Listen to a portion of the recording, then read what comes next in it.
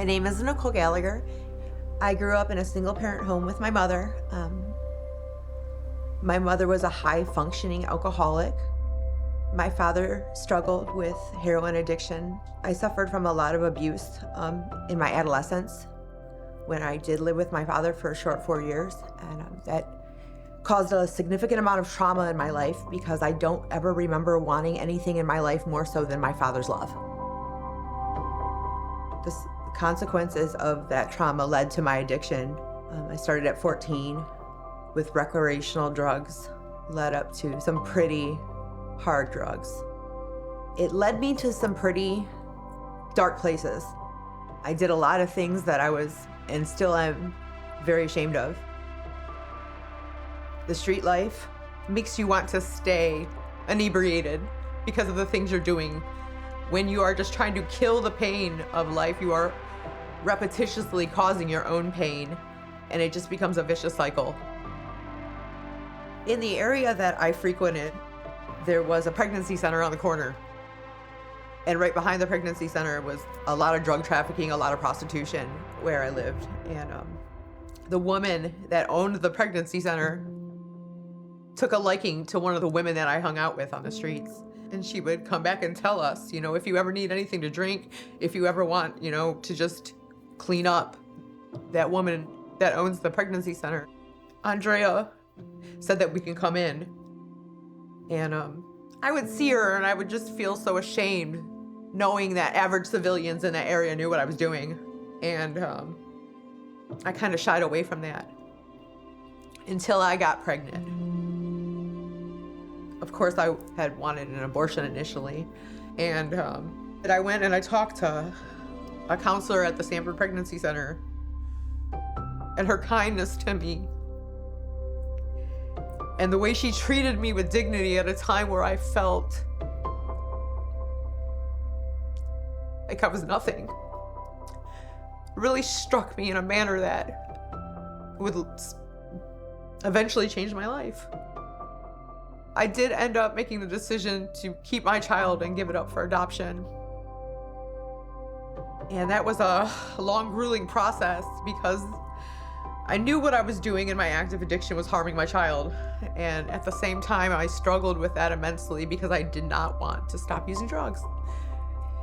But the women at the pregnancy center would continue to pray for me. When they would see me, they would offer me food and tell me that I was worth more than the life that I was living. And Andrea just kept telling me that. She shared the gospel with me.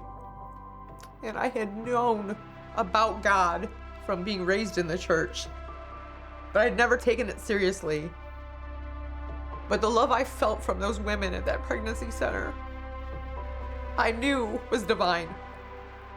I had felt that God was drawing me with his loving kindness through them. And that love eventually would hold me accountable for what I was doing. And one morning I was actively using drugs. A chaplain that I met during my incarceration at Seminole County Jail, I had reached out to him to ask him to please come get me for church. And I left a voicemail on his phone. I didn't know if he would. But I felt that I really was just sickened by my addiction and the lifestyle surrounding it. And I remember praying that morning, like, God, just please help me. And when I prayed that, there was a knock on the door, and it was the chaplain to take me to church. He took me that morning, and I was so impacted by the gospel message that I just it was like the change just came off. I told him to please take me to the transition house. And that day, I was set free from my addiction, and I never looked back. For years, Andrea and her team continued to help me get on my feet, help me transition from a lifestyle of addiction and into the woman I am today. They funded the first 6 months of my stay at the transition home until I could get a job. A car was donated to the pregnancy center, and it was given to me They had a hand in helping me find the job that I still am employed at now in a management position. Andrea would help me to share my testimony at churches, and they would give donations to help me pay off fines that I had for over 32 times of being incarcerated. Life has changed in leaps and bounds in ways that I cannot believe. I wake up every morning and can't believe that this is my life. I have some amazing friends.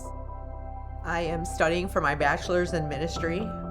I support other women in and transitioning out of addiction and incarceration.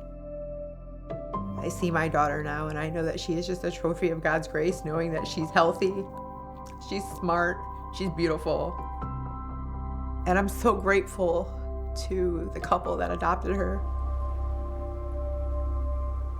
Nothing in our lives happens by accident. God's hand is ultimately in everything, as He is the creator and giver of life. I just know that I have been so incredibly loved by Him that I want to be pleasing to Him. Knowing His promises are real, that is the gasoline that drives my life.